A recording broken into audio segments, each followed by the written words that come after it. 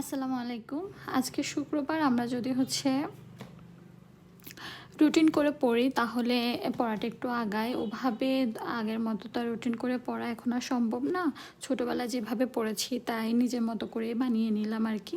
এখানে আজকে শুক্রবার আমার পড়ার তালিকায় আছে সাহিত্য থেকে রবীন্দ্রনাথ ঠাকুর, ব্যাকরণ থেকে বাগধারা, বিসিএস কোশ্চেন থেকে ৪৫তম বিসিএস, ম্যাথ থেকে অনুপাত, সমানুপাত, যতটুকু পারি ইনশাল্লাহ কাভার করব। আর আন্তর্জাতিক থেকে জাতিসংঘের থেকে কয়েকটা টপিক রেখেছি, ২-৩টা বা ২-৪টা টপিক রেখেছি। এগুলো আজকে আমার পড়ার তালিকায় থাকলো। এগুলো আজকে শুক্রবারে আমার পড়ার তালিকায় এগুলো আছে। আগেও পড়েছি এগুলো, মাঝখান দিয়ে একটু গ্যাপ পড়ে গিয়েছে, আমি বাসায় ছিলাম না। ইনশাল্লাহ এখন আবার ট্রাই করব কন্টিনিউ করার। সাহিত্য থেকে রবীন্দ্রনাথ ঠাকুর, ব্যাকরণ